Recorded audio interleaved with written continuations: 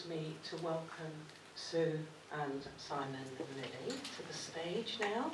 We're going to be giving our keynote talk for today on Preseli Bluestone, and I've known Sue and Simon for some years, quite a while. So, right back to when I was a new crystal healing teacher, which was a good while. So I'm welcoming Sue and Simon today, and they have been working with Preseli Bluestone now for many years. We've got to know this stone quite well, I would say. So if you would these are the people. And I suspect most of you don't need that much of an introduction, because how many people have got a book by Sue or Simon on their... I don't want to know that, I want to know who hasn't. There we go. So without further ado, please welcome Sue and Simon.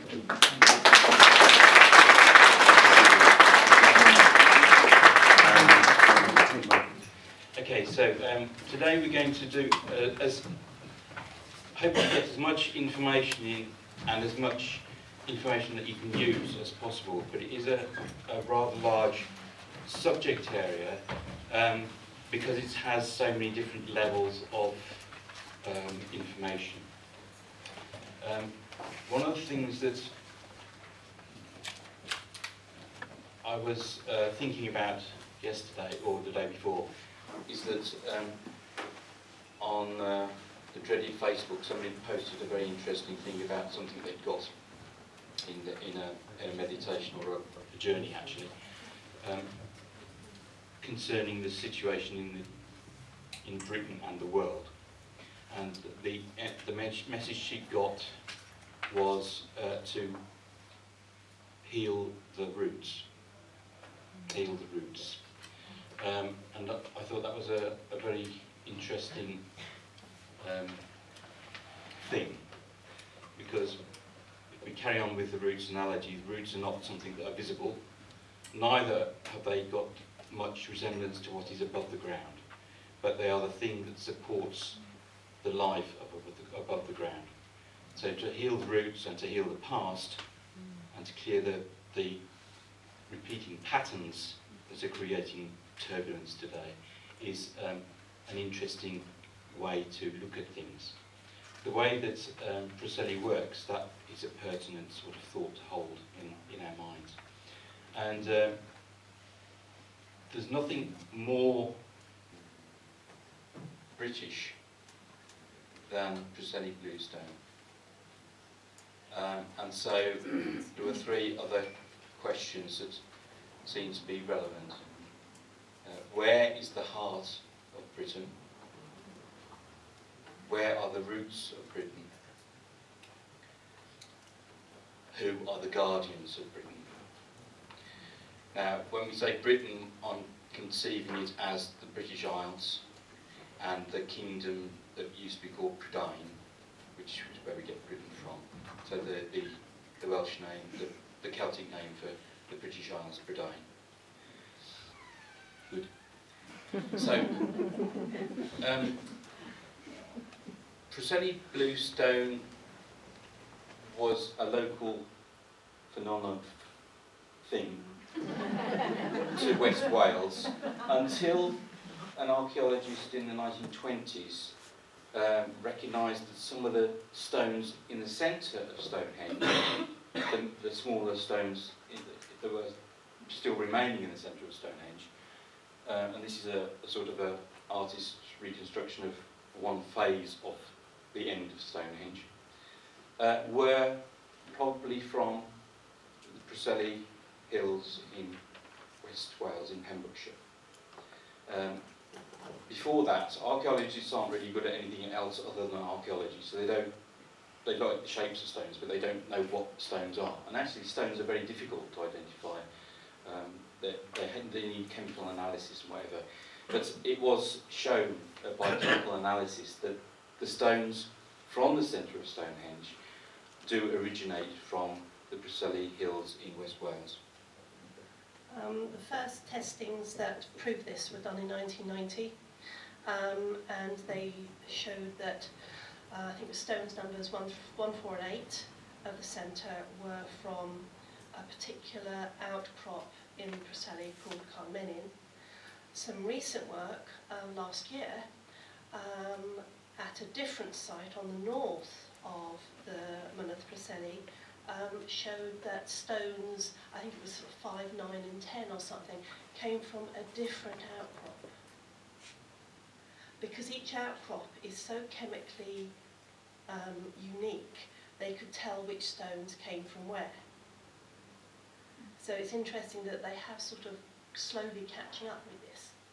Now, the thing about Stonehenge is that it's not, it gets more and more complicated the more anybody starts looking at it. These days with radio, ground piercing radar and stuff like that, they're discovering that it wasn't sitting by itself in the middle of nowhere, it was part of a huge complex, as most Neolithic complexes in the whole of the British Isles were.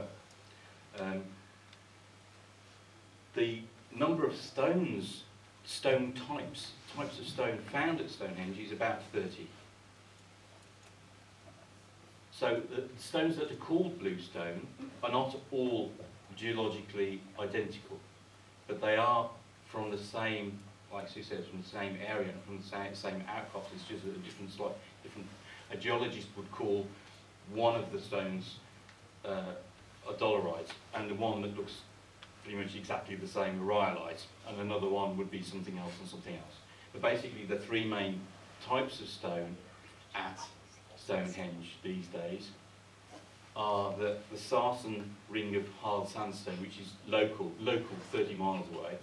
And apparently it was pink when it was Yeah, it's pink when it's freshly cut. Bright pink, it's lovely. The smaller stones, which are about human-sized dolerites or bluestones, are a mixture of rhyolites and unspotted dolerite and other sorts of things. But basically they are all the same sort of rock.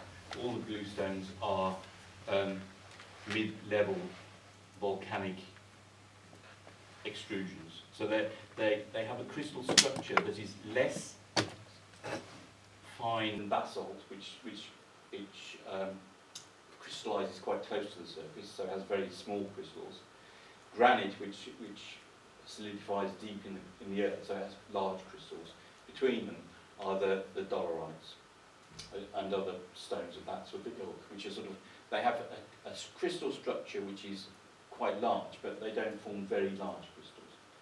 This makes the working and the properties of Preseli Bluestone and its relations quite problematic, because it is quite difficult to work, because the crystal structures, the compounds and minerals that make up the rock are different hardnesses and different shapes, so it makes it quite a difficult stone to work.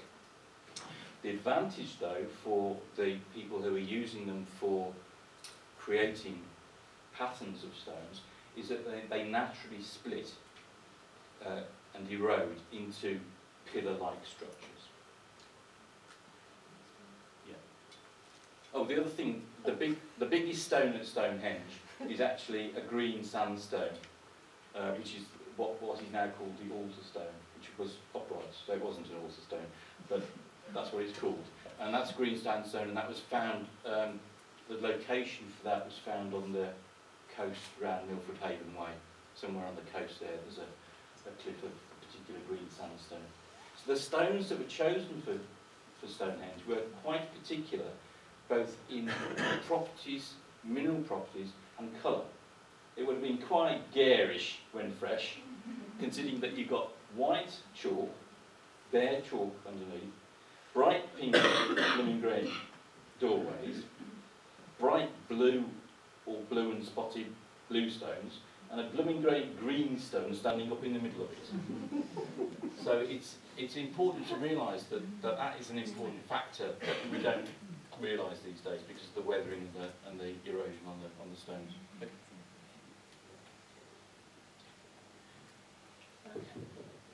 So what we're going to do is, we've got in here a magic potion of basically the energy of Preseli Bluestone and Preseli and the springs, some of the water that comes from the Preseli Hills.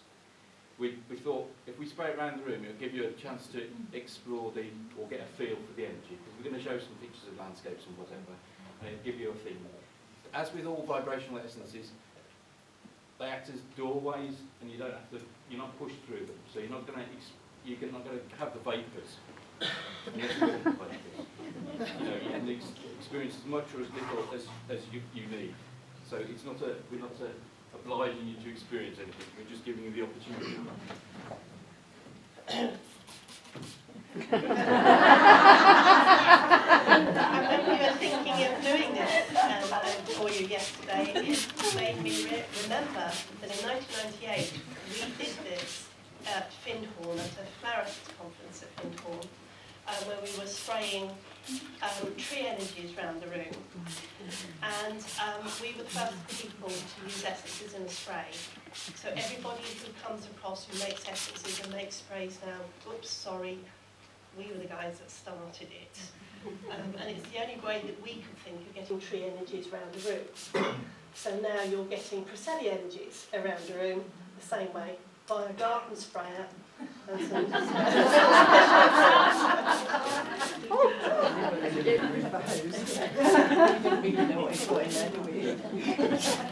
It was the water spray before. Didn't have Roundup in it or anything like that. No, it didn't, honest. It's only had water in it, that one.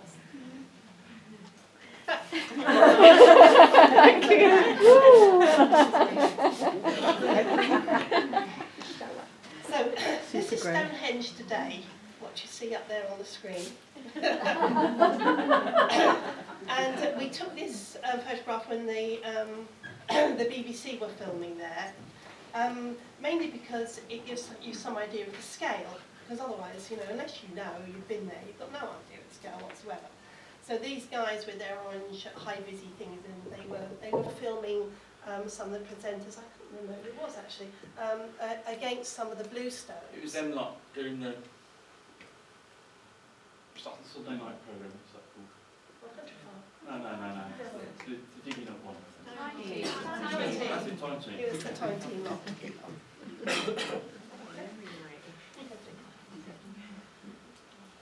Now, the thing about Stonehenge is that at some point, it keeps on changing what actually constitutes Stonehenge and whatever, how many stones and whatever, but it's generally recognised that there were probably at least 80 bluestones around and being used over the couple of thousand years that it was being changed and built and changed and built, rebuilt. It was not a constant thing. It was a bit like a long-term medieval cathedrals. Bits were done, more bits were done, bits were redone, things were changed. And certainly at some point, in fact, you can see a bluestone there. It's the one on the left towards the bottom, like person height.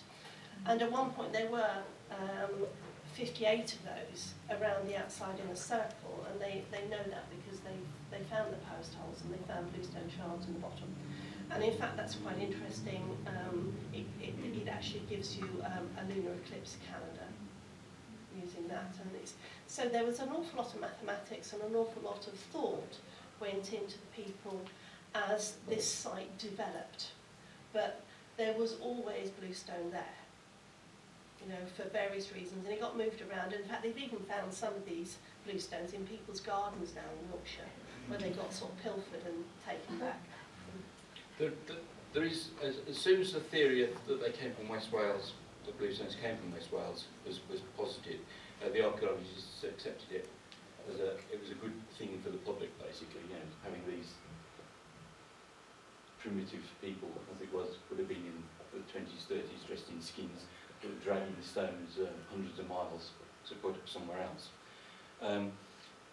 That's basically held firm since then. Even though any attempt to reproduce the movement of stones from using traditional techniques, actually even using lorries from Preseli to Stonehenge, they've all failed miserably. The only other theory that has been suggested is that the stones were already on Salisbury Plain because of the Wales glaciers came that way. But generally speaking, most people don't accept that as a viable theory because they don't believe that the glaciation came that far to the east. And there's no other evidence. And there's no other evidence of bluestone rubble or any glacial rubble that anybody's noticed on Salisbury Plain. So there's a few voices loudly shouting out that it's glaciers, you bloody glaciers! It's like people. But there's only about 2 or 3 people playing that. Everybody else is quite happy that it's people dragging stuff. Even though actually there's no evidence anywhere else in the British Isles that the stones were not acquired locally. But Stonehenge is a unique site. It is a unique area.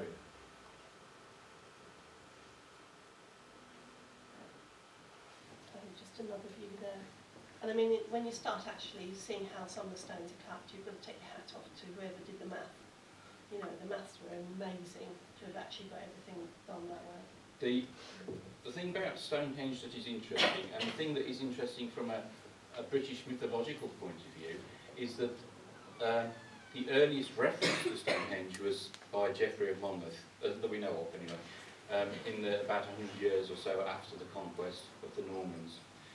He was a Welshman from Monmouth area who became a cleric, a bishop and whatever, lived in Oxford and around there, had quite good royal links. He had a good, good PR. He was basically the J.K. Rowling of the 12th century, 13th century, 12th century. He was a bestseller throughout Europe. He wrote several books. One, The Life of Merlin. 2, his bestseller, which was The History of the Kings of Britain. Now, that was up until fairly recently, was assumed to be complete fabrication. It's full of medieval stuff, so lots of people killing each other, and lots of battles, and a few dragons here and there. But in the History of the Kings of Britain, Geoffrey talks about the construction and the origins of Stonehenge. And that's very interesting because what he says there is not accurately accurate, but it's accurate enough to suggest that there was an oral memory of what was going on passed down. He says himself that his stuff was found in the library in somewhere, I can't remember where the town was that the library was in, of old Welsh books. And he was just narrating. Actually, some of the stuff that he comes up with in his histories, although it sounds totally bizarre, have been traced back to actual weird one-off events throughout history. So he does have some validity. What he says is that, and this links to basically who are the Guardians? The Guardian is, the map. Oh yeah, the map. Better show where we are and where they are. That's a map of Pembrokeshire, North Pembrokeshire, on Ash Law, so it's a bit tombstone. And the Meneth Preseli is there. So it's basically southwest of here. So it's located. About 2 and a bit hours. It's located between the coast and the River Valley and the further uplands. It's Monmouth in Welsh isn't mountain, it isn't hill, it means upland. So although it isn't technically very high, all the landscape around you, you'll see through more photographs, is relatively high. So. And here we have a map of the whole of Wales, actually showing where the dolerites are. And as you can see, there's a deep purple in the southwest there, which is the majority of the dolerite. But you also see there's a couple of bits in the North Wales, and there's a few bits in the middle. And in fact, a couple of miles down the road from here, there's a dolerite outcrop just north of Llandrindod. And a few miles south of here, near Bilth, Wells, there's also a few outcrops of dolerite. And the thing that this area has in common with going down to the southwest to Pembrokeshire is that here we're on a rift valley, here we're on a fault, a volcanic fault here, which is why all the Welleses are here. Why Llandrindod Wells is here, why Bilth Wells is here, Llangamach Wells is here, and Llanyertid Wells. And they were all spa volcanic springs. And so you still have the remnants of that volcanic activity. And apparently about 4 years ago there was a 2-point-something earthquake. So it's obviously not completely given up the ghost. It still does its thing now and again. And if any of you know some of the countryside going into England from here, you'll know that there's some very interesting hill formations as you go through Craven Arms and you go up towards Shrewsbury, and that's all part and parcel of the same fault line that runs through volcanic fault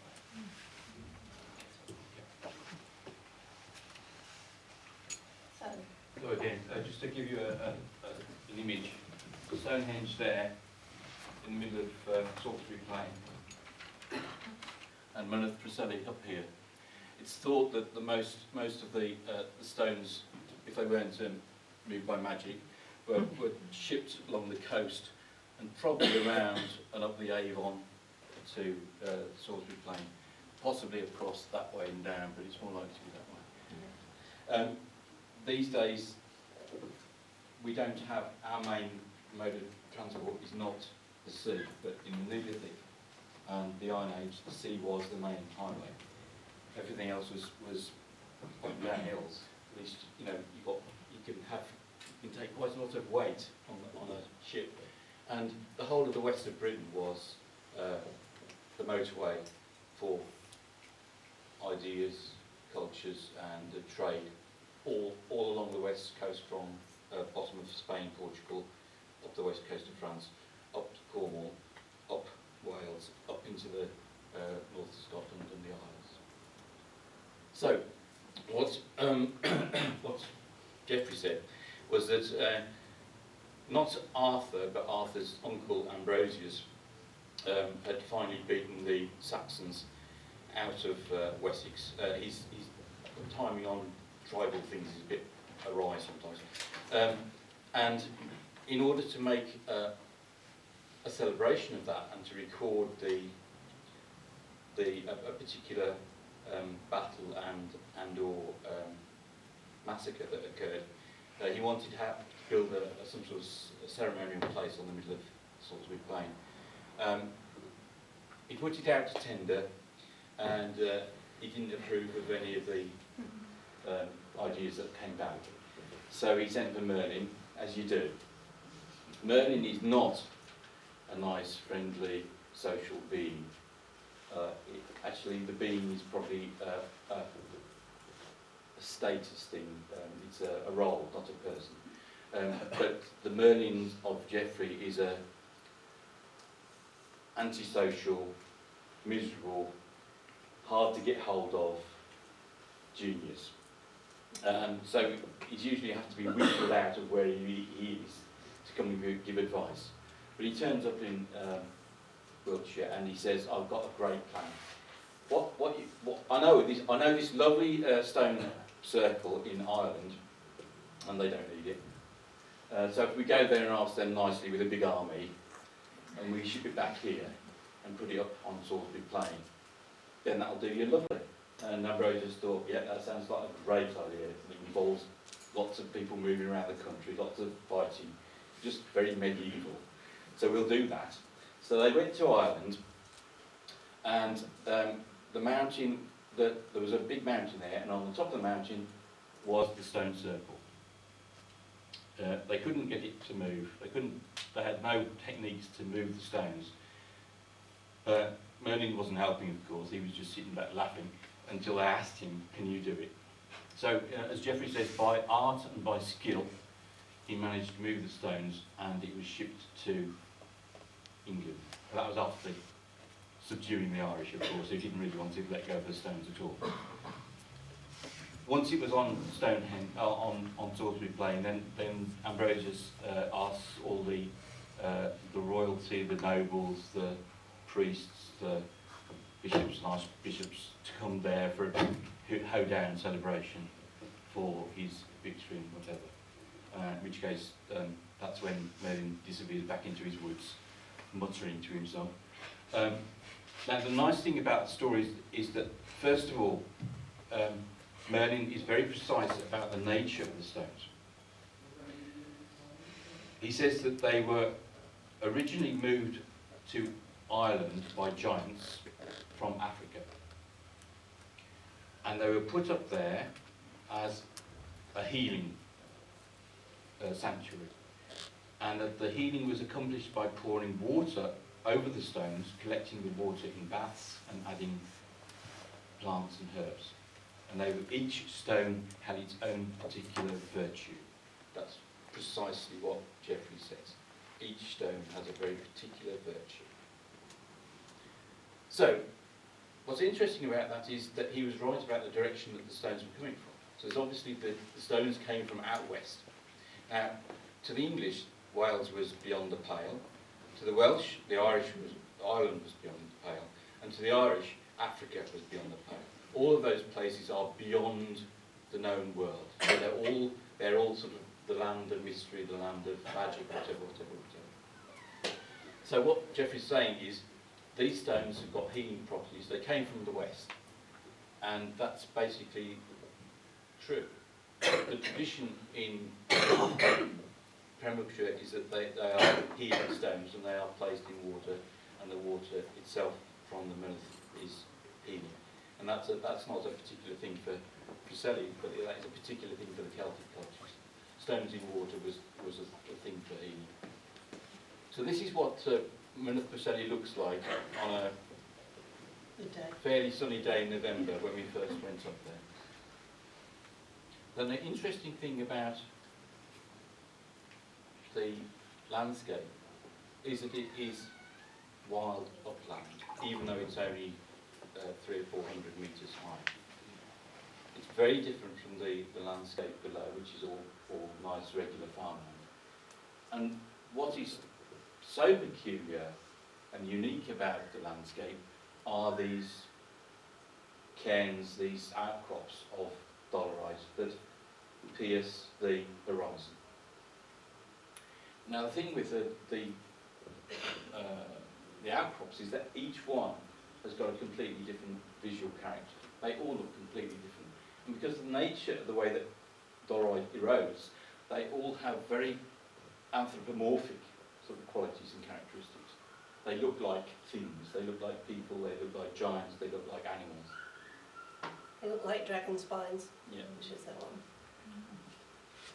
It's still pretty remote there. The roads are single track and there aren't many parking places, and it's still way out there, even though it's only 20 or 30 miles from a big conurbation. And if the weather turns, which it does quite frequently, it can be a very unsettling place to be because it's got very interesting energy. It's like you can go drive so far up there and you think, oh, this is great, this is great. You go another half a mile and it's like, I always describe it, it's like getting into a cauldron or into a sort of a spin. The energy just suddenly really takes off. And then as you drive a bit further down, a few miles down the road, suddenly the energy switches off again. So if you're very sensitive, it can be a very interesting exploration. There are quite a few stone circles and evidence of Neolithic activity in the area. But it's very difficult to, even though it's not particularly heavily worked agriculturally, because of the nature of the land, it is quite a nightmare to do some proper archaeology there. And the archaeologists who have done stuff on Preseli, their evidence is somewhat equivocal in most cases because of the nature of the land, and there's an awful lot of rock lying around. This is a well-known stone circle called Gord's Power, so and it's definitely worth going to have a look. And it's on the southeastern part of Mynyddoch Preseli. So this is an outcrop of the Preselis called Carningley, which is just above Newport on the coast. It's an interesting site because it's Carningley means Hill of the Angels. It's got strange magnetic anomalies going on because it's got quite heavy iron content in the rock. It's also got a Celtic Iron Age hill fort on the top, and it's probably the most accessible point of the Preselis for the experiencing dolerite.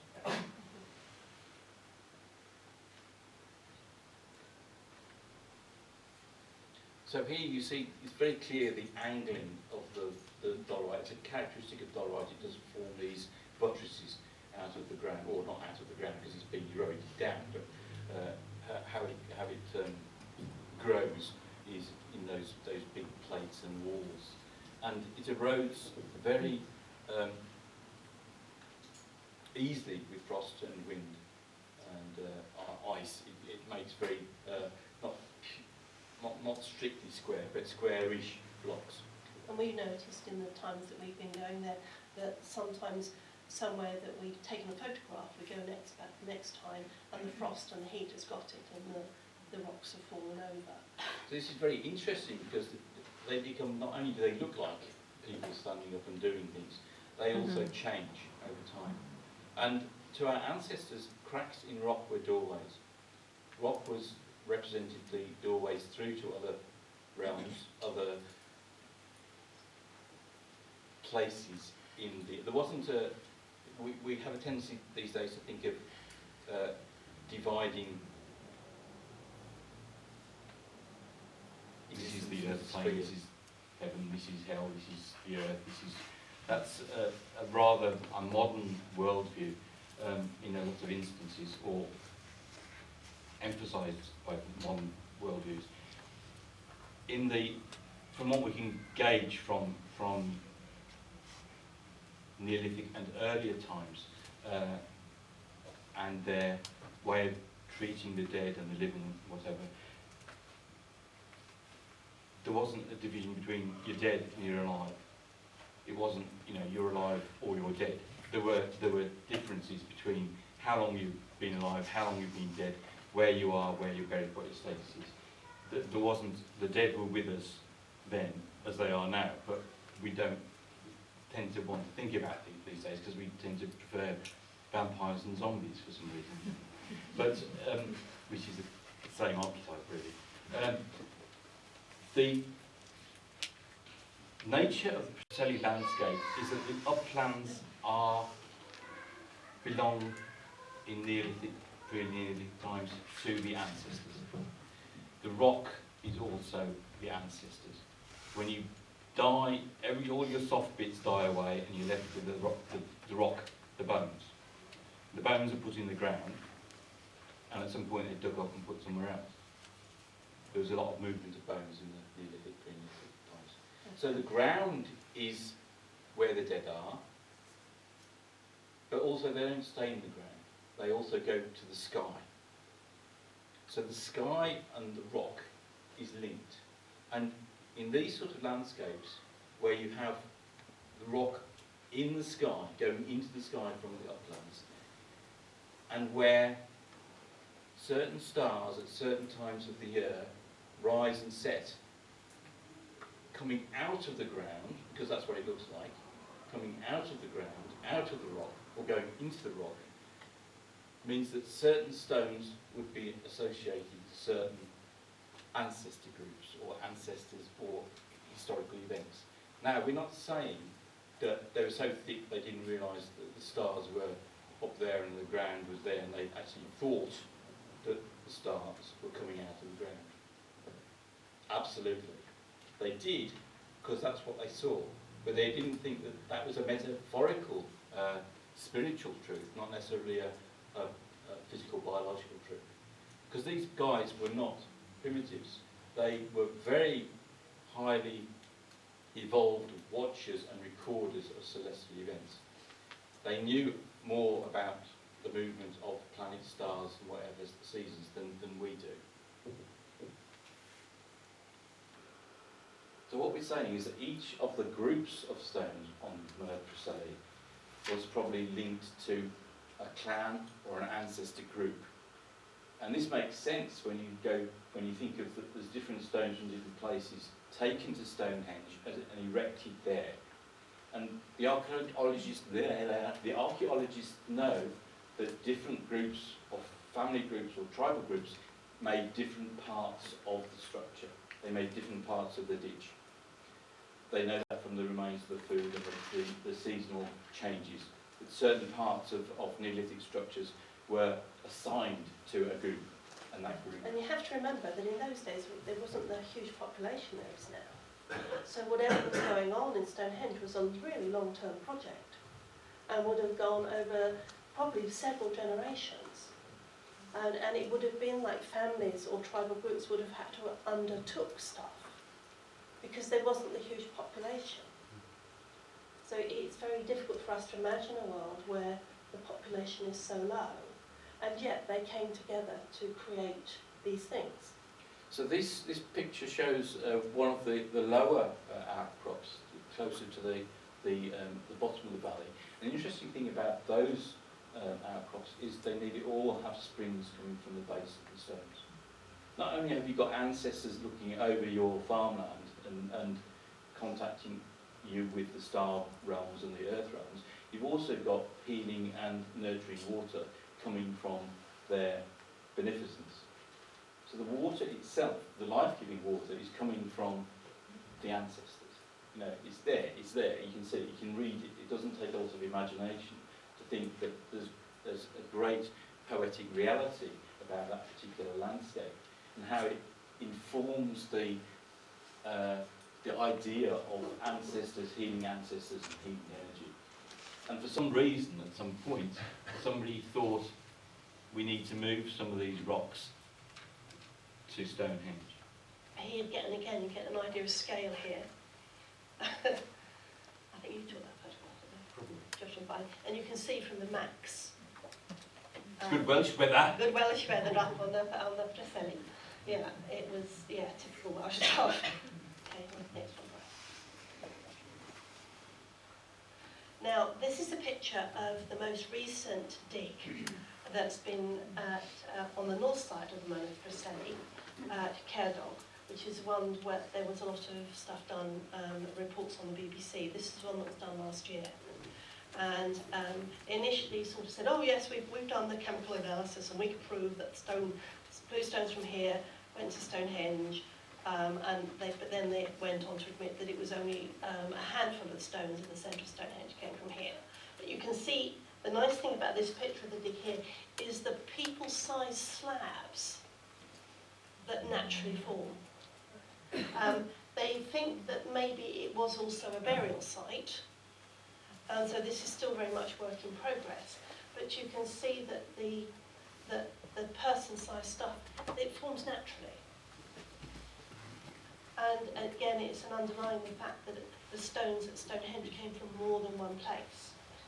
And it was a different lot of scientific work done in the 1990s by Oxford University that proved that the stones from Carmelian, which is on the south, also are at Stonehenge. So think about one of the qualities that people have found by accident really at Stonehenge and at Preseli is that many of the stones have got lithophones. If you hit them with something, they'll resonate, they'll sound like an instrument.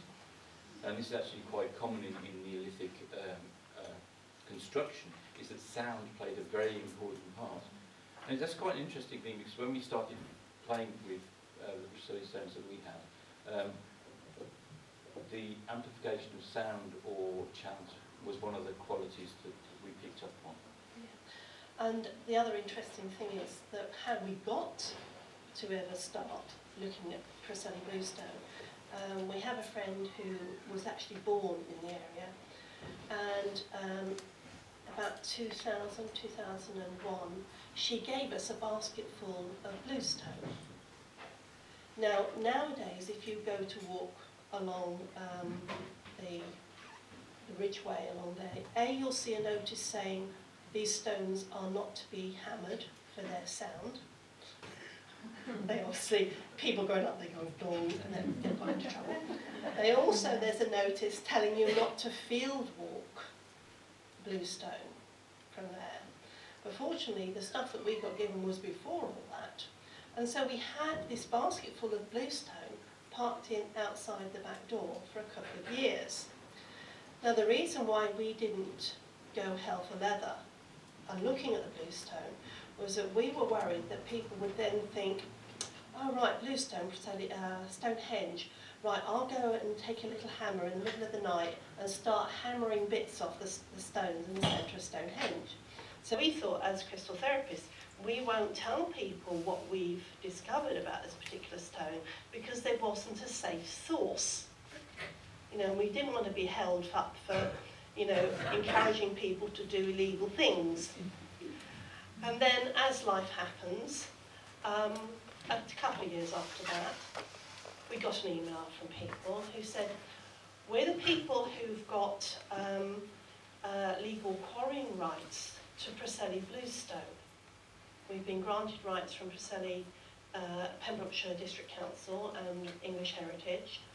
And some of our friends said that you're quite good at sorting out what do crystals do. Right. And so we thought would you look at some of our bluestone for us? And we thought, ooh, legal source. Sounds interesting. So we played dumb and we said, oh yes, please do send us some. Because the stuff we had outside the back door was the spotted variety. And the stuff that actually came from the licensed quarry was actually unspotted, which is the same as the stuff that's found on the south side of the Mullers Preseli. So when this stuff arrived, we were in the middle of teaching crystal therapy courses in Devon and in Willenhall. And we thought, oh, this is good. We can experiment on our students. We can tell them what it is. And we'll just sort of take it along and just say, hi guys. This is, you know. So what started off as a 1 hour introduction, please play with this, ended up a whole day in Exeter, where people just had a field day. And then we tried it the following week on the people in Willenhall, and there was a consistency in what the students reckoned this stone was good for. So we thought, we might be into something here.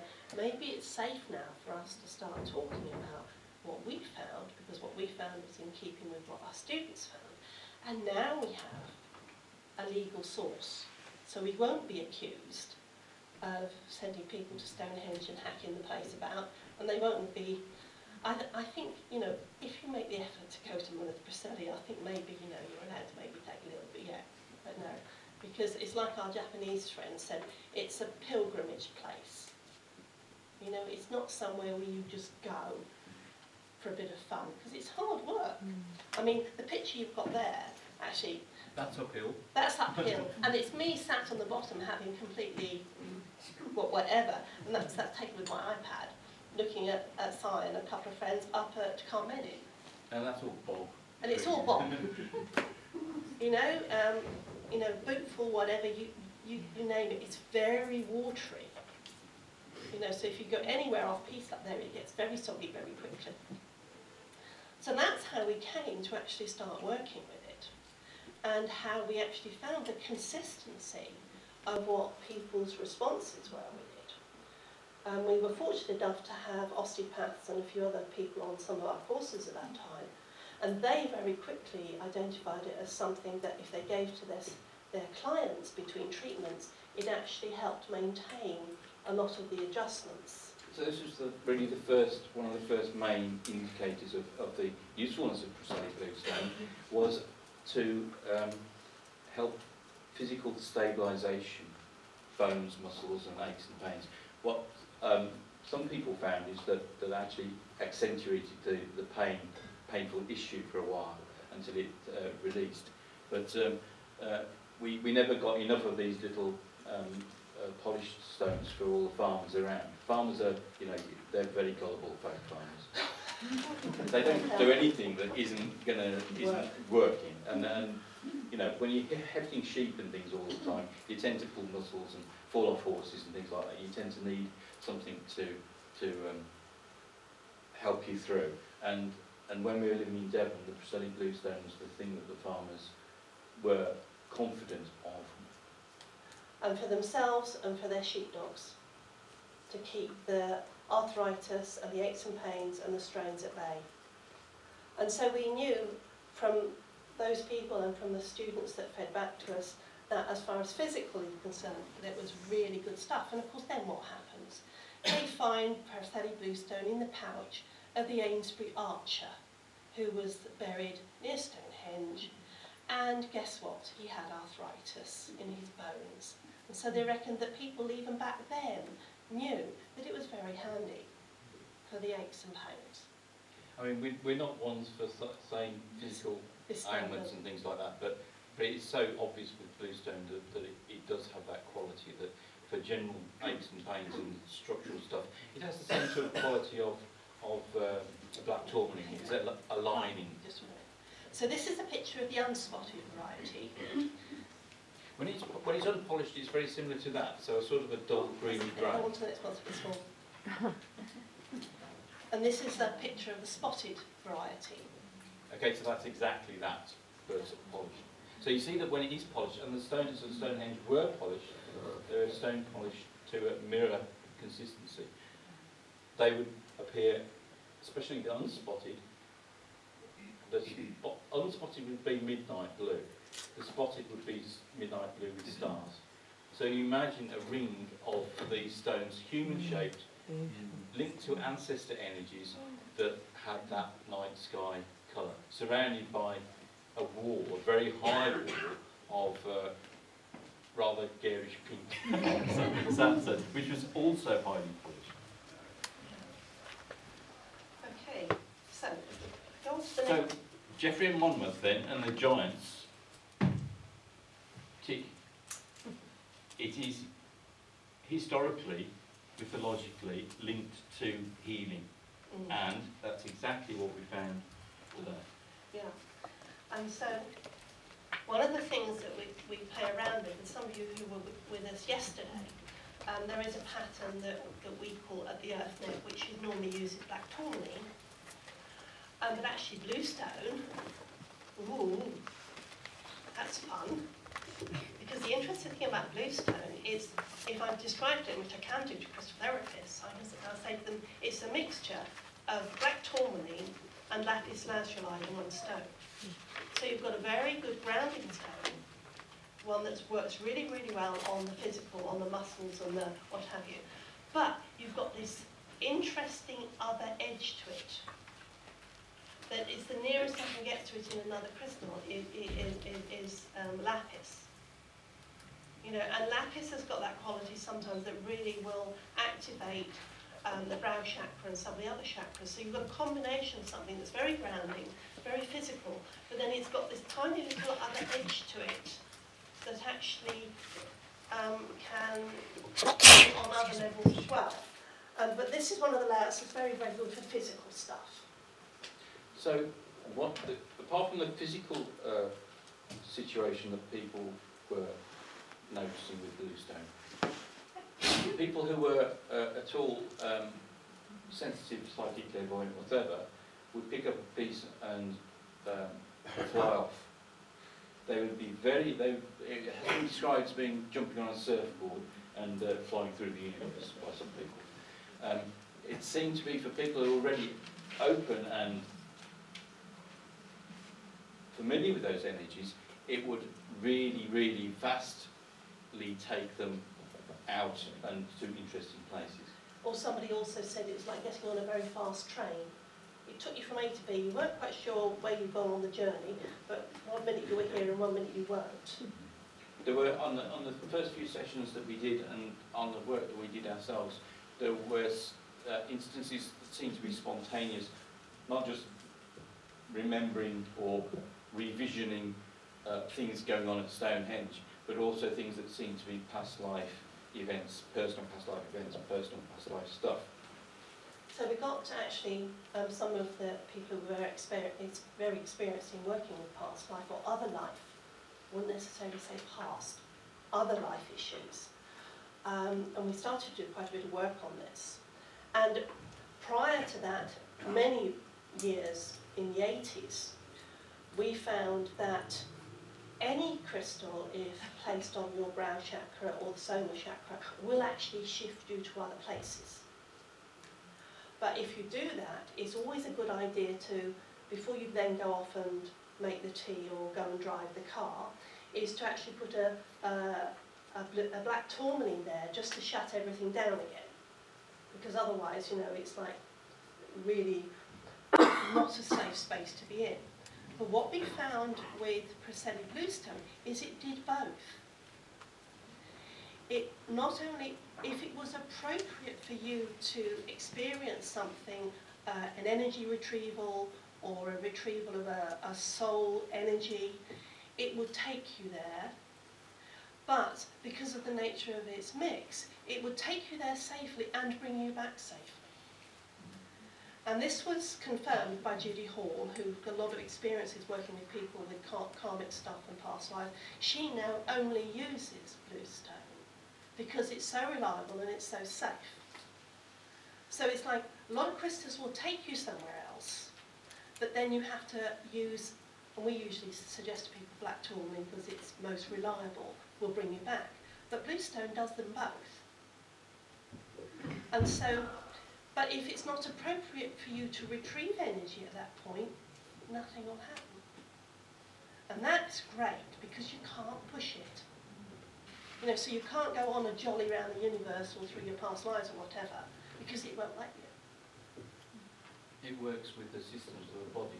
So if there's something that is being echoed or repeated in your life that is causing problems, it will tend to work to resolve one of the previous former times that you did exactly the same thing, or an initiating thing that caused the initial stress.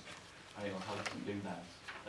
Not just, sometimes very, very quickly in one session, sometimes over time it will just release different parts. And this layout you see here uses 3, although some people just use the 1, and it's actually not on the brow chakra third eye, it's actually on the hairline. There's a tiny little chakra up there that's very, very sensitive to linkages to other aspects of your being, if you like, timeless aspects of your being. So that's the place, not the brow. But this one has also got 2 by the elbows, so it's almost like an extra belt and braces job. You know, so if you want to explore on your own, you're a little bit nervous, then you do the 3. Once you're confident, you know, and if you have good reason that you need to retrieve something, then the brow's fine. And the nice thing is, if it's appropriate, it will take it and it will bring you back. But like with anything else, it's also very, if you do get a snapshot of things, you usually need to do some sort of gestalt, some sort of healing on yourself. Otherwise, what's the point of going back to the root of something if you don't actually fix it? And sometimes it's just a matter of patting yourself on the head and saying, you're okay, it's going to be all right. It might be its lifetime's time, but it's actually going to be okay. You'll only be a prat for another 3,000 years. Okay. So this one is another layout, and it's done on the back. And you can also do this one with lodestone. But it's really, really good if you have back problems. It's one on the coccyx, which if you want to do it yourself, you can tape it to your thumb, yeah. And the other one's on the top of the neck, the cervical vertebrae. And what it actually does is it helps the energy up and down the spine. So a lot of the stuff we do here is also self-help. I mean, therapists will use it too, but a lot of it's self-help. It's getting you sorted.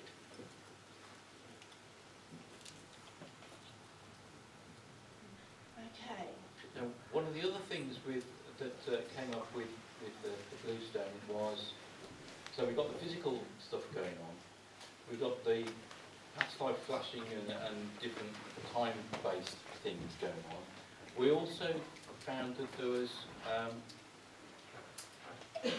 strong links to sentient earth energy.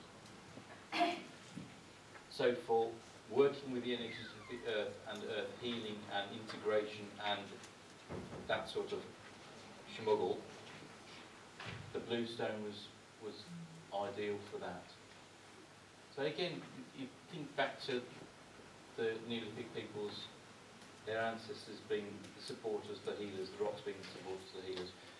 Moving it to Stonehenge becomes, there's arguments now about, oh, Stonehenge is an astronomy thing. It is, Oh no, it's not. It's a hospital. Well, yes, it is.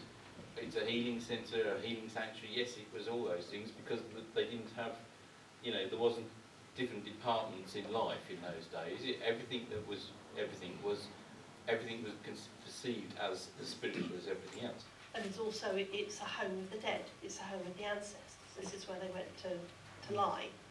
So the whole thing about the whole nature of Stonehenge on a geomantic level, where it is, what everything in the stones represents, the relationships and ratios between different aspects of the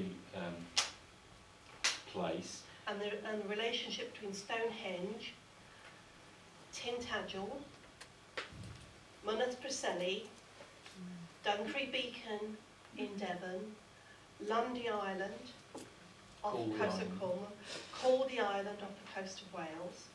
All these, the measurements between these are so precise and so much into sacred geometry, it make a hair stand on end, because even today with GPS things, it's astonishing the accuracy that they lined all this stuff up with. Stonehenge could only be where it is within 2 or 3 miles north or south. Anywhere else and it wouldn't have functioned.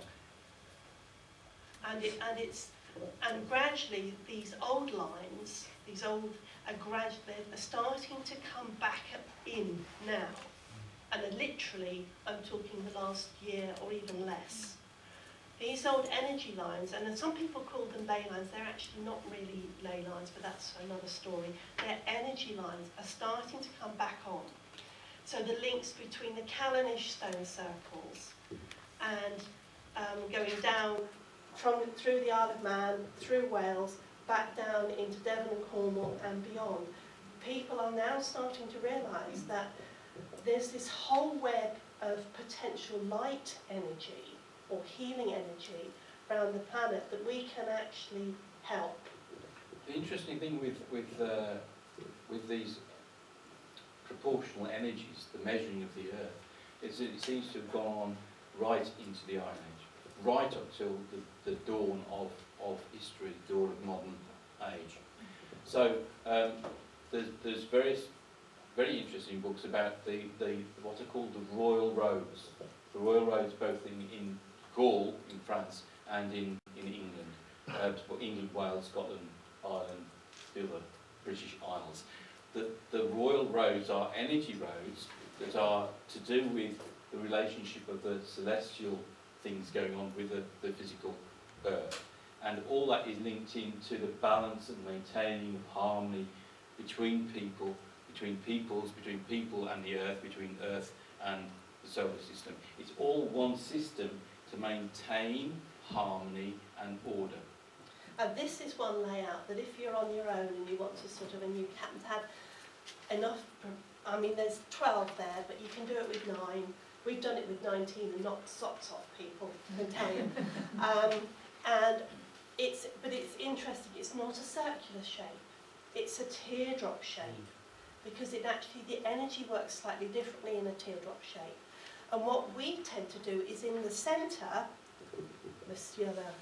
whatever, we have an image that Si created from our artwork some time ago that represents the earth protecting energy, represents the earth goddess energy. And we found that if you use that in the middle of your Preselis, the whole thing gives an extra focus. And what we've done with this is that if groups get together and do this, each holding a piece of Preseli in their hands and having a focus that is not anybody but that or something that represents the earth energy, then because it's a group of people and because they're all linked by the Preseli, has a very interesting energetic healing effect on the people and on the place where they live, because the idea is you get yourself sorted first while you're using this energy, and then when that's balanced, then you just flick the switch and it goes into the earth energy. And it's like this sort of stuff now is becoming really, really important, because we know socially things are all positive and whatever, But the point is, the one thing that we know is we're on the Earth. There's no separation even between continents. It's all linked energetically. And it's like it's really helping people to feel more secure where they are. It's no good wanting to not be here. The point is you are here, and you're here for a reason. You'll be not here soon enough. That's not the point. Yeah. And so that it's also bearing in mind that it has this role as well, and it's to help you have this role. And just as an aside, because I can't not say, otherwise I shall get munched from behind, is the fact that one of the natural earthy energies that are actually all elemental energies that do this is linking into what other traditions, and sometimes we as well, call them the dragon energies. They're the energies that belong to the planet, they're the energies that belong to all different elements. And it's one thing that you'll find, it's the female energy, it's the energy of flow. And so when you're using crystals which are the structured, if you like, on the male side, and then you're also using the energy flow, you've got the yin and yang on the go.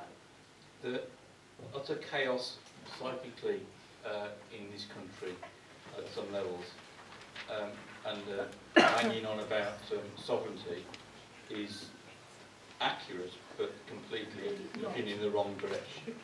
Sovereignty is our relationship with the land and the energy harmony with the land. It's nothing to do with funny foreigners coming and buying up things or coming and taking our jobs. It's not to do with that. It's to do with our relationship with the land, and it is the land where we are now. It's not the land where we were born or the land that our people came from. It's the land where we are now. If we can't be in harmony with where we are, what's the point? Yeah. So the And working with these energies and with the energies of Preseli Bluestone, it's that level of healing. Yeah. It's beyond the personal and beyond the political, beyond the socio-political. Yeah. And that's why the term over the last couple of weeks, the word sovereignty, they misunderstand the word they're using. Merlin and Ambrosius and Arthur and Bran, they were the guardians, will be the guardians of the land, because they were established in the sovereignty of the land, and they knew the ins and outs of sovereignty. And it's that building that personal relationship up with the land that we now need to do individually. There's nothing more real than myth. Myth is the continuation of the dreaming of the planet. We're here for 50, 60, 70, 80, 90 years. That's nothing. The imaginary gods, the imaginary fairy tales have been around for thousands of years. They're going to be around for thousands of years after we've gone. They are more energetically important than we are. So if we use them, plug into that energy which has been consistent and continuous, that is the dreaming of the planet. And that we can access that through Preseli Bluestone. Why that more than any other stone? Just the way it is. The peculiarity of landscapes and places is tough. Get over it. It happens. You know, some places seem to be more powerful than others. We're lucky that we have it. Yeah, and we have more. And actually, our heritage is to teach. This was the Druid centre of the whole of the Celtic cultures.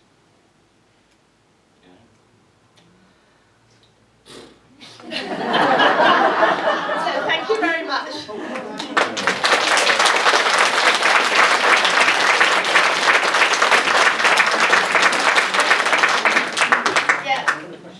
If we do one question now from Brian, Yeah. and then at put the end, them on when we paper. do ask the panel, if you've got any questions from that talk, which I'm sure you have, do put them on paper, and the most wonderfully worded questions will be posed to these two. At the And end if of you're the really day. desperate because you're disappearing off quite promptly, then collar one of us and ask us. Mr. Parsons, thank you also for doing the finger. Yeah. A very practical question. You get people who go up to Spain Yeah. and they import dolerite Yeah. and then they call it Stonehenge stone. Yeah. So it's the right stone but not from Yeah. Preseli. Now how does that work energetically? Dolerite that's not from, there's geological reasons why Preseli is Preseli down there. Every age of geological rock on the planet is present in that tiny little area of Pembrokeshire. That's one of the reasons that Preseli Bluestone does what it does. Dolerite from other parts of the world, and then having said that, we've got more dolerite in the UK than the other parts of the world put together. Even half a third of Skye's dolerite. We'll do some of that, but it hasn't quite got the edge, but it will do some of it. So only the stuff that is actually, and basically Preseli Bluestone is what comes from Lost Stones, who are based in Pembrokeshire and have a licence to work the spotted dolerite. Allegedly. Yeah. We're not absolutely Absolutely, certain, but we are. they say they have. But also Stonehenge Stones Company, or Preseli, they do have a licence and we've got copies of it. But they're the only source of the unspotted, and it is Pembrokeshire.